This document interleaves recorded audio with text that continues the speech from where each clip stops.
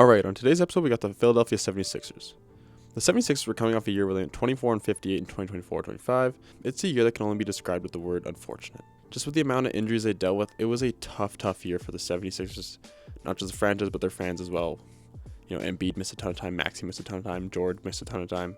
Just a tough year. As they got in the offseason, they started off by drafting VJ Edgecombe with the 3rd overall pick and Janai Broome with the 36th pick. Andre Drummond and Kelly Oubre Jr. exercised their player options, and they brought back Justin Edwards, Eric Gordon, Kyle Lowry, and Quentin Grimes, who was on the qualifying offer. They brought in Trenton Wofford in free agency, but for losses, they lost Christian Yabusele and Jared Butler in free agency, waived Ricky Council, and Lonnie Walker in overseas. There were a ton of questions about what this team would look like and what they would do this season. They clearly had the talent to compete, but the question marks around health, especially Embiid, provide limitations on how much everyone was able to expect from them. And as we get into the season, they ended up going 14-11 in the first 25 games, just about where lots of people had predicted them to be, but there's lots to talk about in their opening stretch. Tyrese Maxey came out and looked like an MVP candidate. He was averaging 30 points per game in that first 25. He's gotten better and better every single year, and boy is he fun to watch. Super quick, just gets to his spots, plays defense, finds the open guys, hits incredible shots. A super fun player to watch. I cannot wait to see what kind of player he becomes as he continues to develop.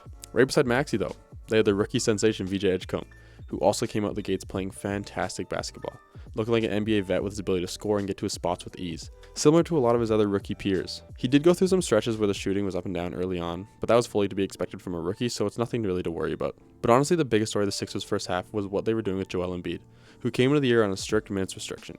He was playing 20 to 25 minutes per game for about the first month and a half of the season, only ended up appearing in 11 of the first 25 due to injury management. There's talks of this guy retiring the offseason due to his injuries, but he came into the season and did exactly what he had to do in order to be able to provide something to this team, and when he did play, it was still the same dominant player that we were used to seeing. He averaged 27-7 in his 38 games played this season. He did end up missing an extended period of time between February and March, but remained in the lineup for the entirety of the season. Another one of those years where he played less than 40 games. Tough blow for the former MVP. Paul George did end up coming into the year with an injury, was also into the lineup for the first 25 games, only played about 10 of those games. Not really much to talk about there. He was still really struggling to find his groove, just like last season. As for the wings, Quentin Grimes and Kelly Oubre, they did just about everything they could have, providing tremendous 3-and-D production, game in and game out. Just making smart and winning plays each game. Oubre did end up going down after 12 games and missed about a month and a half. Grimes almost played, I think, every game of the year. But with all the injuries, we saw guys like Dominic Barlow and Adem Bona come in and play very impactful basketball at the 4 and 5 positions. Barlow came in as more of an offensive-minded forward while still doing just enough on the defensive end, but Bona came in and provided elite rim protection and a lob threat ability. Two young guys that really showed out this year. Barlow even earned himself into a standard contract. The rest of the first half went very similar to the opening stretch, as for playstyle, wins, all that stuff. But the biggest news came when Paul George was suspended for 25 games on January 31st for violating the league's anti-drug policy. An unfortunate blow for a guy that had just really finally started to find some rhythm this deep into the season. He was finally looking like the Paul George that we know. He was scoring with ease, putting up high scoring numbers, rebounding, defending, looking like he'd finally got comfortable here in Philadelphia, and then he gets hit with this suspension. Super tough blow for him. The Sixers came to the deadline sitting at 29-22, sitting well within the playoff race in the tight Eastern Conference. At the deadline, the Sixers did end up trading Jared McCain to the Thunder for 1 first and 3 seconds, a move that came as a surprise to everybody, especially after the promise he had shown in his young career. He had been off and on this season, but was rehabbing from a few injuries, so it wasn't anything too worrisome. Nobody really expected them to move off him, but I mean, they got a first-round pick, and they got 3 second-round picks, but still, Jared McCain's a super young guy, and he was really promising to provide bench depth for this team. Not really sure why Daryl Morey chose to trade him. As for the remainder of the season, it was played mostly without George and Embiid, and even included an extended absence from Tyrese Maxey. During this time, VJ was the lead man on the court, scoring, rebounding, and playmaking in bunches to try and keep this team afloat, and he didn't do too bad as he kept them within the playoff race. Ended up finishing out the year with a 45-37 record, which was good for 7th in the East. They ended up winning that first play-in game to secure the 7th seed, where they would match up against the Celtics in round 1. In round 1, the Sixers went down 3-1 and were looking like they were about to end their season. This is when things shifted. They started attacking the Celtics' lack of paint presence with Embiid and got red hot from 3. I want to note that Embiid came back from those injuries he was suffering from and looked dominant in the playoffs. It was really cool to see him play. Really good to see what he was doing, especially alongside red hot Tyrese. Paul George was playing well. VJ Edgecombe was playing well. They ended up winning 3 games in a row and coming back from down 3-1 to upset the Celtics. A tremendous bounce back effort from this team. As for the second round, they met up with the Knicks and ended up getting swept. These games weren't as exciting as New York kind of ran away with all of them, ending the season after overachieving the playoffs. I think that's something that the team should be proud of. They really bounced back after being kind of wrote off in the offseason, not really sure what people are going to expect from them. Ended up making the second round as a 7 seed. Super good stuff from this team. Someone I haven't talked about yet that kind of was an important piece of this team was Andre Drummond. He provided good center minutes in the absence of Embiid, but was in and out of the lineup all season long. Didn't play too many games, but when he did the same Andre Drummond stuff. He'd rebound, provide some low post offense, a little bit of defense there and there, screen guy, pick and roll. And for some reason, the development of a three-point jumper. I swear there was some games where he didn't even look like he could miss from three. I kind of like the development in his game. He's kind of trying to stay relevant and be able to provide meaningful basketball in today's game. He's his free agent this offseason though, and is expected to bring in some offer sheets as a veteran center on just about any roster. Looking ahead in the offseason, I'm just going to start with what the 76ers already have done, which is starting their offseason by firing their president of basketball operations, Daryl Morey. He was then replaced by Mike Gainsey from the Cavs. They also promoted Jameer Nelson to executive vice president, and it's noted that Elton Brand will be moving to a new role after stepping down as GM. A complete restructuring in their front office right before the draft. I know a ton of Sixers fans were happy that Daryl Morey got fired.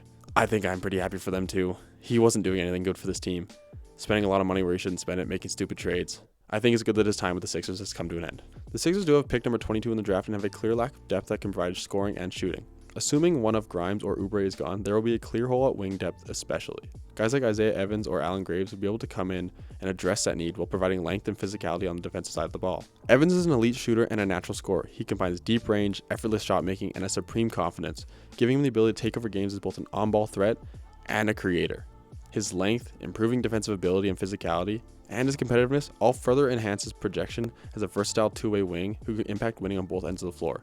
I think he'd be a great player for the Sixers to be able to pick up in the draft. And as for a guy like Graves, he's a versatile 6'8", 6'9" forward with a rare combination of size, shooting, passing, and basketball IQ, which is highlighted by his background as a former point guard. He spaces the floor efficiently, defends multiple positions, and impacts the game as a connector and a facilitator, making him an intriguing modern forward with significant long-term upside. Another guy that could replace one of Grimes or Oubre. These are two guys that I think they should definitely target at pick number 22. All in all, the Sixers improved, but uncertainty still surrounds the franchise. Philadelphia won 21 more games this season and reached the conference semifinals, yet questions about health, roster construction, and long-term direction still remain. Joel Embiid's availability continues to define the team's ceiling, and that's probably the biggest question mark about that injury and health stuff. Joel Embiid has played fewer than 40 games in 3 straight seasons, forcing constant lineup changes. However, when healthy, remains dominant and was the biggest reason Philadelphia stayed competitive, especially in the playoffs. Embiid, Paul George, and Tyrese Maxey will earn well over $150 million combined next season, limiting the team's flexibility and making every roster decision much more important. But continuing on the topic of Tyrese Maxey, him and VJ Edgecombe look like the future. Maxey continued his rise as one of the league's best young guards, while Edgecombe finished third in Rookie of the Year voting and established himself as a foundational piece. Two young guards that the Sixers are very lucky to have on their roster, as they could definitely build around these two guys. As for Embiid and George, the front office faces difficult decisions about them. Philadelphia may eventually need to explore whether building around Maxey and Edgecombe is a better long-term path, but moving the massive contracts of Embiid and George would be extremely difficult. There's already been lots of discussion around the idea that two of them could be traded, and the departure of Daryl Morey brings up a lot of questions about what the new management will do. Seeing as Morey is the one that said that Embiid and George were untouchable and not going anywhere, I think this new front office can really come in and shake things up. I wouldn't be surprised if they do it. But with only one pick in the draft this year, free agency is definitely going to shape this roster. The futures of Kelly Oubre, Quentin Grimes, and Andre Drummond are all major offseason questions, especially because re-signing multiple players could push Philadelphia into apron territory. And all three of these guys definitely increase their value, especially as they head into the open market. It'll be tough for the 76ers to retain all three. They will definitely have to prioritize which direction they want to go in. I think their best bet would be trying lock down one of Oubre or Grimes. Probably Grimes. He might be more expensive than Oubre, but those are the two guys I think would provide the most depth going into next season. The most impactful depth, I should say. But with nearly 90% of next year's payroll tied up into 4 players, Philadelphia need to find contributions through their 1 draft pick, minimum contracts, and internal development rather than a major free agency signing. This is unless moves can be made to open up some salary, but as I mentioned earlier, there's a ton of uncertainty with an almost entirely rebuilt basketball ops room. They only have one guy who's extension eligible this offseason, and it's Adem Bona. The young big man showed flashes of as a rim protector and a rebounder, giving the Sixers another developmental piece worth investing in.